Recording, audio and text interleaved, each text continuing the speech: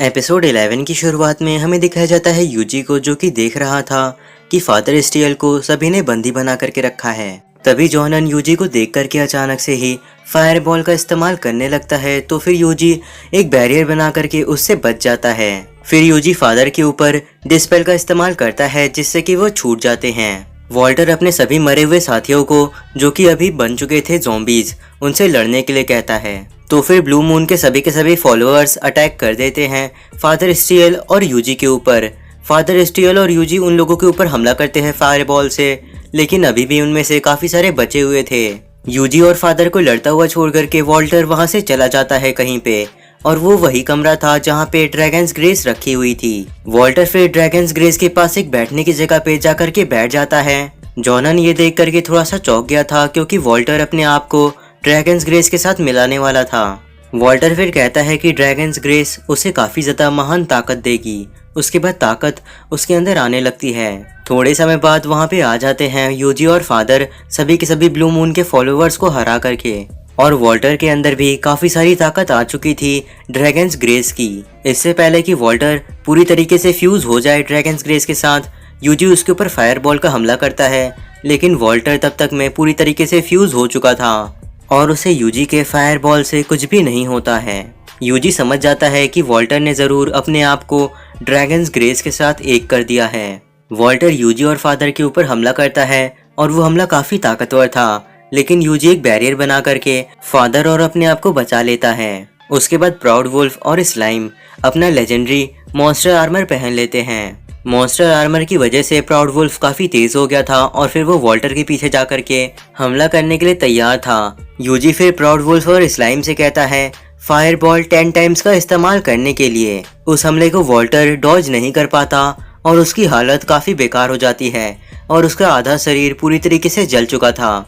तो फिर वॉल्टर अपने ब्लू मून के मरे हुए साथियों को अब्सॉर्ब करने लगता है, क्योंकि उन सभी के अंदर भी ड्रैगन्स ग्रेस थी, और उस ताकत को एब्जॉर्ब करने से वॉल्टर सिर्फ हील नहीं हुआ था, वो ताकतवर भी हो गया था। यूजी समझ जाता है कि ये सिर्फ अपने आप को ठीक ही नहीं कर रहा, बल्कि और भी ज्यादा ताकतवर हो रहा है। फिर यूजी वॉल्टर को थोड़े समय के लिए रोकने के लिए उसके हाथों और पैरों को काफी बार तबाह कर देता है, जिसकी वजह से वॉल्टर को बार बार रुक करके अपने आप को ठीक करना पड़ रहा था। यूजी सोचता है कि ड्रैगन्स ग्रेस का कर्स काफी ज्यादा ताकतवर है, लेकिन अगर ये एक कर्स है तो फिर इसके ऊपर मैं डिस्पेल कर्स का इस्तेमाल कर सकता हूँ, वो भी एक्सट्रीम पे। और उसका इस्तेमाल करने से वॉल्टर के पैर पूरी तरीके से पत्थर में बदल जाते हैं, जिसकी वजह से वो तेजी से अब नहीं चल सकता था। यूजी को एक मौका मिल जाता है वॉल्टर को पकड़ने के लिए, तो फिर वो मैजिक नेट 10 टाइम्स का इस्तेमाल करता है, और उसमें यूजी की मदद प्राउड वुल्फ भी करता है, और उन सभी की मेहनत से वॉल्टर बन जाता है। यूजी कहता है कि तुम सभी ने काफी अच्छा काम किया। उसके बाद वो हेलफायर ऑफ डेसिमेशन का इस्तेमाल करके वॉल्टर को पूरी तरीके से जला देता है। वॉल्टर कहता है कि मैं भले ही डिवाइन के भेजे हुए सेज को नहीं मार पाया, या फिर सेज ने मुझे मार दिया, उसका अब कोई भी मतलब नहीं है। मेरी जिंदगी और मेरे फॉलोअर्स की जिंदगी सब डिवाइन की ही है, और डिवाइन की रिविलेशन जरूर सच होगी, और सेज यहाँ पे आकर के सब संभाल लेंगे। इतना कहने के बाद वॉल्टर अपनी आंखें बंद कर देता है और मारा जाता है। यूजी कहता है कि कहीं यहाँ पे कोई गड़बड़ तो नहीं है, क्योंकि इसे हराना तो बहुत ही ज्यादा इजी था। वॉल्टर के मरने के बाद जहाँ पे ड्रैगन्स ग्रेस थी वो चमकने लगती है, और फिर पूरी की पूरी जगह उसी के साथ चमकने लगती है। फादर स्टील बताते हैं कि ये ड्रैगन्स ग्रेस सभी जगहों की मैजिक एनर्जी को सोख रही है, और इसमें वहाँ के वॉल्टर के मरे हुए साथी भी थे, और साथ ही में वॉल्टर का शरीर भी था। जॉनन खुश होने लगता है और कहता है कि इस गंदी दुनिया का साफ होने का वक्त आ चुका है। देन उसके बाद वहाँ की छत से रोशनी आने लगती है, और उस एंशिएंट ब्लू ड्रैगन की तरह यहाँ पे एक इंसान आता है, और वो इंसान कहता है कि मैं हूँ सेज। यूजी फादर स्टील से कहता है कि क्या वो वॉल्टर है। फादर बताते हैं कि जो इंसान डिवाइन के भेजे हुए सेज को रास्ता दिखाएगा, उसके मरने के बाद ही सेज की असली ताकत आएगी सामने। और इसी रिविलेशन को सुन करके फादर को लगा था यहाँ पे उनकी मौत होगी, और उसके बाद यूजी की असली ताकत सामने आएगी, और फिर वो पूरी की पूरी दुनिया को बचाएगा। लेकिन फादर को गलतफहमी हो गई थी, यहाँ पे वॉल्टर मरने वाला था और कोई दूसरा सेज आने वाला था। फादर की बात सुनकर के यूजी सोचने लगता है तो आखिर एक सेज होने का असली मतलब क्या है।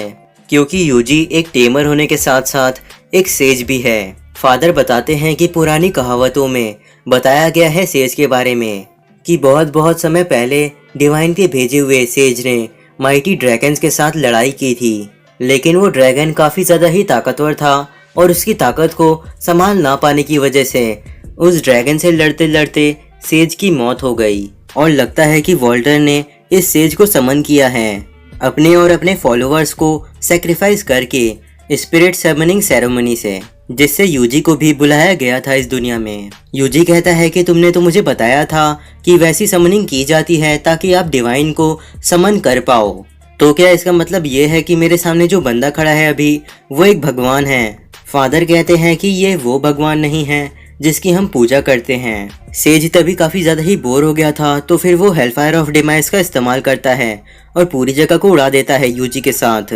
लेकिन यूजी बच गया था एक बैरियर बना करके, लेकिन वो पूरी की पूरी जगह तबाह हो चुकी थी और बिल्कुल भी नहीं बच पाई थी। सेज तभी फिर से हेलफायर ऑफ डेसिमेशन का इस्तेमाल करता है, लेकिन यूजी बैरियर से बच जाता है और उसके मॉन्स्टर्स हवा में आकर के बच जाते हैं। यूजी देखता है कि अब उसका बस 10% एमपी बाकी है और अगर उसके पास थोड़ा सा और एमपी होता तो फिर वो शायद सेज को जल्दी से हरा सकता था, लेकिन उसका पहले ही काफी सारा एमपी खत्म हो चुका है।